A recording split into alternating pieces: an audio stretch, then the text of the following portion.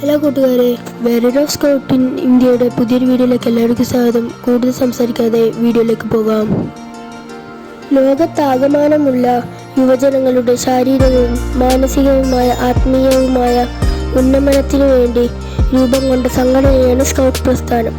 ഇംഗ്ലണ്ടിലെ ബ്രൗൺസി ദ്വീപിൽ വെച്ച് 1907 ബ്രിട്ടീഷ് ലഫ്റ്റനന്റ് ആയിരുന്ന റോബർട്ട് ബേഡൻ പവലാണ് സ്കൗട്ട് പ്രസ്ഥാനം രൂപീകരിച്ചത്. സ്കൗട്ടിന്റെ ആധികാരിക പ്രമാണങ്ങൾ 1908 അദ്ദേഹം പുറത്തിറക്കിയ സ്കൗട്ട് ഫോർ ബോയ്സ് എന്ന പുസ്തകത്തിൽ വ്യക്തമായി പരാമർശിക്കുന്നുണ്ട്. 20ാം നൂറ്റാണ്ടിന്റെ ആദ്യ പകുതിയിൽ സ്കൗട്ടിന് പ്രധാനമായും 3 വിഭാഗമാണ് ഉണ്ടായത്. Cub scout, boy scout, rover scout എന്നിവയാണവ. 1910 ഗേൾ സ്കൗട്ടിന് തുടക്കം കുറിച്ചത്.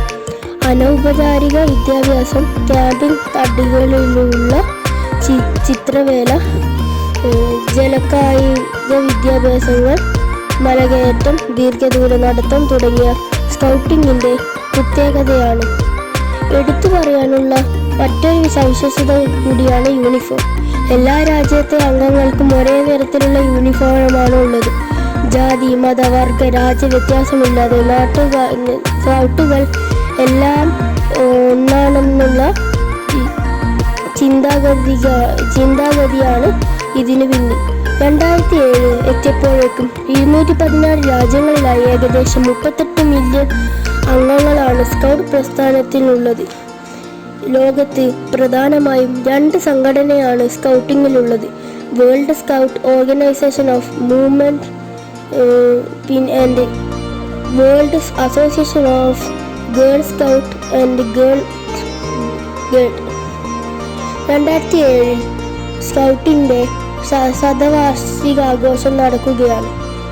സ്കൗട്ട് പ്രസ്ഥാനത്തിലെ ഓരോ ആൺകുട്ടിയും പെൺകുട്ടിയും പ്രവർത്തിക്കേണ്ടതും അവരുടെ യൂണിറ്റിനെ നയിക്കേണ്ടതും സ്കൗട്ട് മെത്തേഡിന്റെ അടിസ്ഥാനത്തിലാണ്.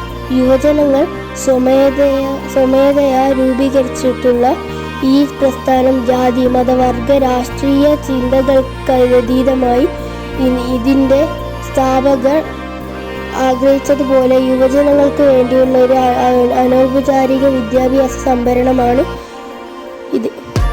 യുവജനങ്ങൾക്ക് ശാരീരികവും ബൗദ്ധികവും സാമൂഹികവും ആത്മീയവുമായ നേട്ടങ്ങൾ കൈവരിച്ച് ഒരു ഉത്തമ പൗരനായി ഗ്രാമീണ തലത്തിലും ദേശീയ തലത്തിലും അന്തർദേശീയ തലത്തിലും ജനസഞ്ചയത്തിനു വേണ്ടി പ്രവർത്തിക്കുക എന്നതാണ് സ്കൗട്ടിങ്ങിന്റെ ലക്ഷ്യം.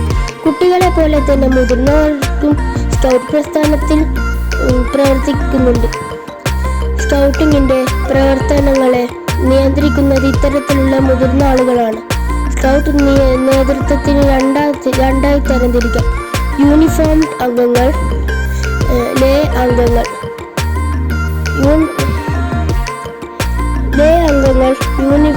യൂണിഫോം അംഗങ്ങൾക്ക് ഔപചാരികമായ പരിശീലനങ്ങൾ ലഭിക്കുമ്പോൾ ലേ അംഗങ്ങൾക്ക് ഔപചാരിക വിദ്യാഭ്യാസവും പരിശീലനവും ലഭിക്കുന്നില്ല. അവർ കമ്മിറ്റി അംഗങ്ങളെ ഉപദേശിക്കാനായും പ്രവർത്തിക്കുന്നു.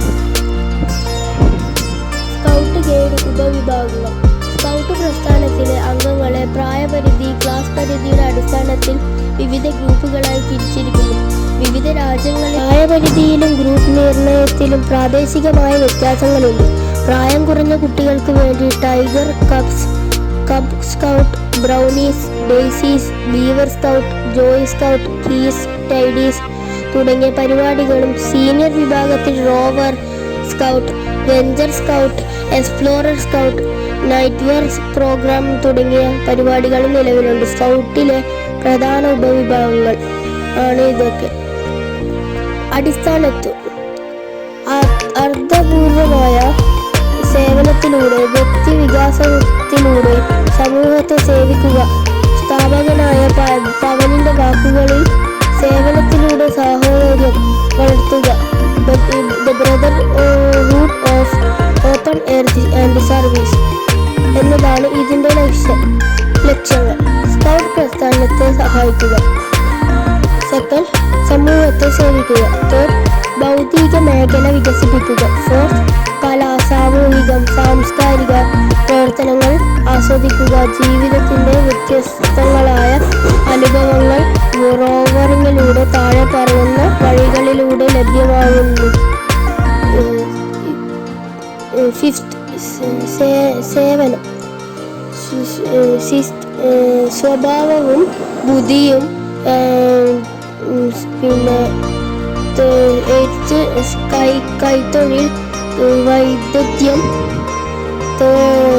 9th ആരോഗ്യം, ശക്തി, 10th പൗരത്വം.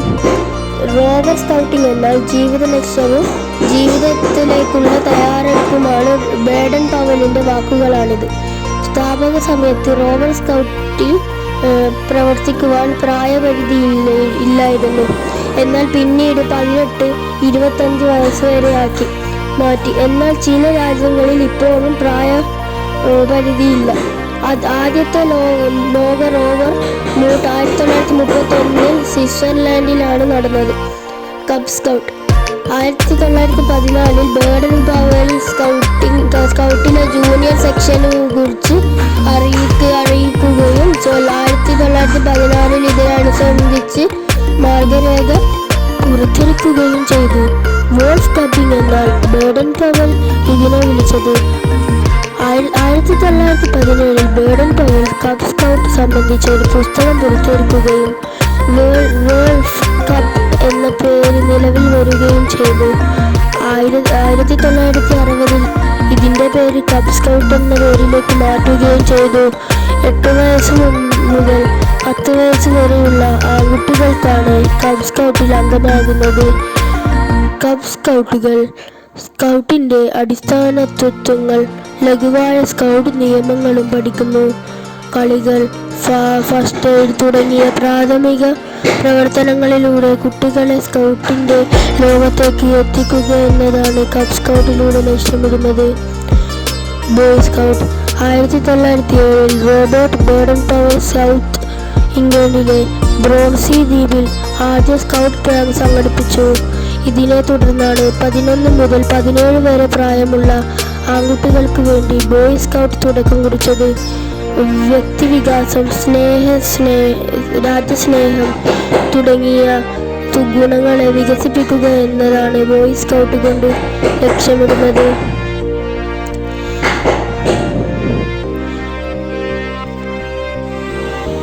ഒരു സ്കൗട്ട് ലീഡറിന്റെ കീഴിൽ 20 മുതൽ 30 കുട്ടികൾ അടങ്ങിയതാണ് ബോയ് സ്കൗട്ട് ട്രൂപ്പ് കൊണ്ട് അർത്ഥമിടുന്നത്.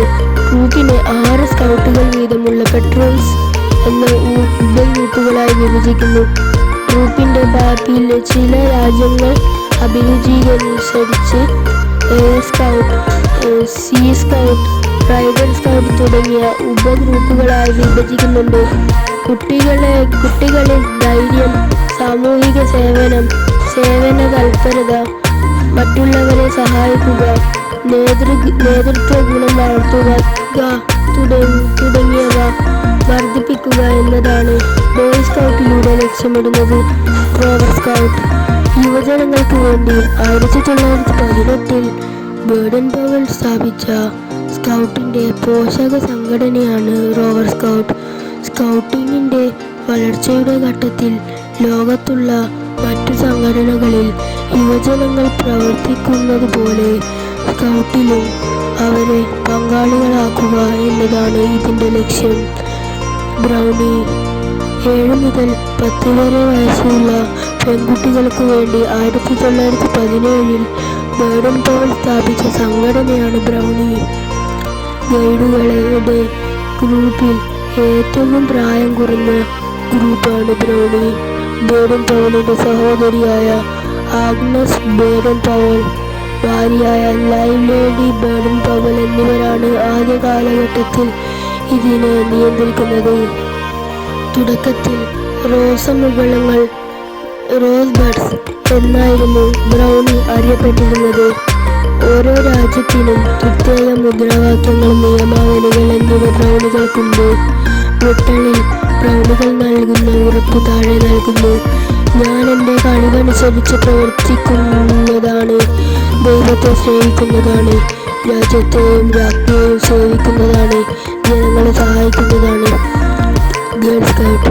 1917 സ്കൗട്ട് പ്രസ്ഥാനം സ്ഥാപിച്ച ബേഡൻ പവൽ ആൺകുട്ടികൾക്ക് വേണ്ടി സ്കൗട്ടിംഗ് ഫോർ ബോയ്സ് എന്ന പുസ്തകം പുറത്തിറക്കി. 1909 സ്കീയിങ് ഫോർ ഗേൾസ് എന്ന പുസ്തകം പ്രസിദ്ധീകരിക്കപ്പെടുത്തി. 1910 സ്ഥാപിതമായ ഗേൾ ഗൈഡിന്റെ ചുമതല സഹോദരിയായ ആഗ്നസിന് നൽകി. ഇന്ന് ലോകത്തിലെ എല്ലാ രാജ്യങ്ങളിലും ഗേൾ ഗൈഡ്സ് നിലവിലുണ്ട്.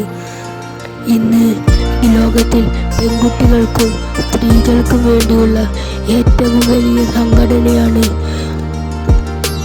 World association of girl guide and girl scout. ഏകദേശം 10 മില്യൺ അംഗങ്ങളാണ് ഇതിലുള്ളത്. 1914 ഗേൾ സ്കൗട്ടിൽ ചെറിയ പെൺകുട്ടികൾക്ക് വേണ്ടി ബ്രൗണി രൂപം കൊണ്ടു.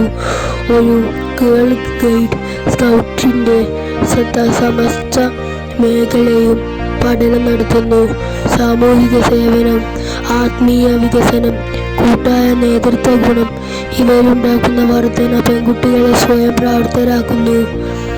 റേഞ്ചർ ഗൈഡ്സ് ഗൈഡുകളിലെ മുതിർന്ന ഗ്രൂപ്പാണ് റേഞ്ചർ ഗൈഡുകൾ. 1910 ബേഡൻ പവലാണ് ഇത് സ്ഥാപിച്ചത്. 1917 പവൽ ഇതിൻ്റെ ചുമതല റോസ്കറിന് നൽകി. 1920 റേഞ്ചർ എന്ന പേര് സീനിയർ ഗൈഡുകൾക്ക് നൽകി. റേഞ്ചർ ഗൈഡ്സിന്റെ അടിസ്ഥാന ലക്ഷ്യങ്ങൾ താഴെ നൽകുന്നു. ദൈവത്തെ സ്നേഹിക്കുക, രാജ്ഞിയെയും രാജാവിനെയും സേവിക്കുക, ജനങ്ങളെ സഹായിക്കുക, ഗൈഡിന്റെ നിയമം അനുസരിക്കുക, സമൂഹത്തെ സേവിക്കുക. അപ്പോൾ ഗൈസ്, വാരിയർ സ്കൗട്ടിൻ്റെ ഇന്നത്തെ വീഡിയോ അവസാനിച്ചിട്ടുണ്ട്. ഞാൻ 2007 ഐഡിസിയിൽ നിന്ന് 100ാം വാർഷികത്തിൻ്റെ സ്കൗട്ടിൻ്റെ 100ാം വാർഷികത്തിൻ്റെ സ്പെഷ്യൽ ഐഡിസിയിൽ നിന്ന് എടുത്തിയാണ്. അപ്പോൾ പുതിയൊരു നല്ല ഇൻഫോർമേഷൻ സ്കൗട്ടിൻ്റെ വീഡിയോ ആയിട്ട് കാണാം. Bye bye.